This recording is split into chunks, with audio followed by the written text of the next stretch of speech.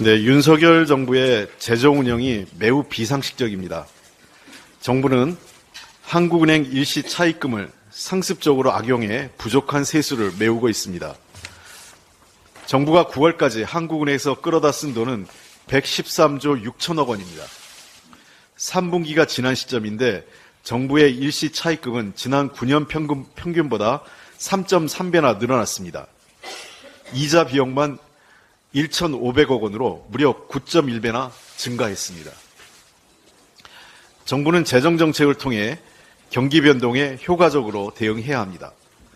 지금처럼 성장률이 1% 남짓한 침체 상황에서 긴축 재정에 집착하는 것 자체가 매우 비정상적입니다. 경기가 악화될 때는 보다 적극적인 재정 운영으로 서민과 중산층의 충격을 완화시켜주고 경기 활성화에 대한 마중물 역할을 하는 것이 보다 합리적인 재정 운영 정책입니다.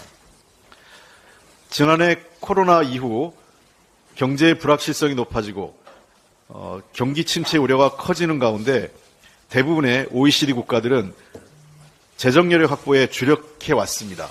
그런데 이러한 세계적 추세와는 정반대로 우리 윤석열 정부는 낙수 효과라는 이미 실패한 경제관념에 사로잡혀 대기업과 초부자 감세로 일관하면서 스스로 재정 운영 수단을 상실했습니다.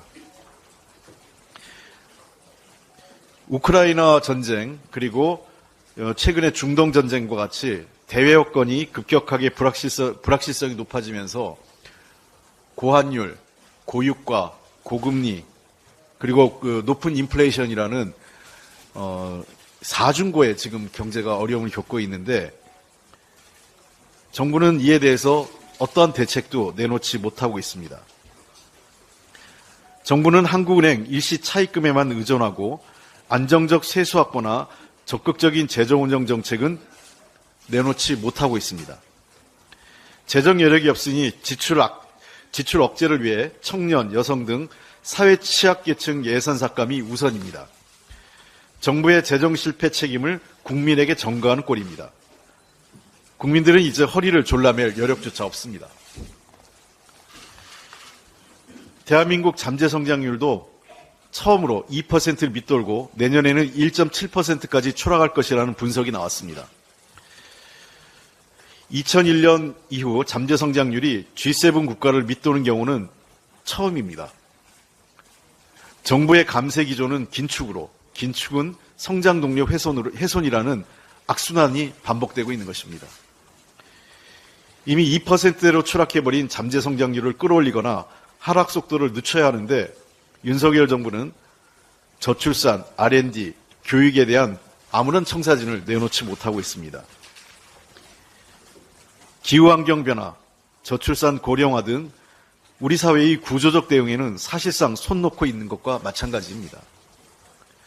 당장 총인구가 줄어드는 상황에서 청년 여성의 예산을 삭감하고 있는데 출생률을 지적하는 것 자체가 민망한 상황입니다.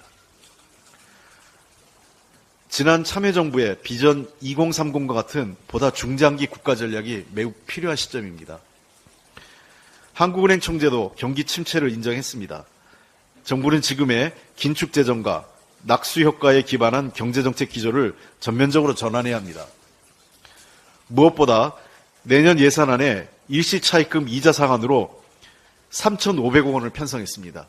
아예 대놓고 이 한국은행의 돈을 빌려서 부족한 세수를 메꾸겠다는 그것을 아예 예산안에 담궈놨습니다.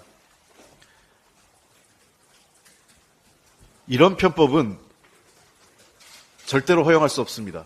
정부는 이런 편법에 의존하지 말고 근본적인 세수 안정 그리고 재정 대책을 세워서 제시해 주기 바랍니다. 민주당은 국민의 고통을 담보로 한 정부의 이자 상환 예산 3천억 이상 감액하고 한국은행의 일시 차입금 제도 취지에 맞게 쓰이도록 국고금 관리법 개정 등 관련 제도를 보완하겠습니다.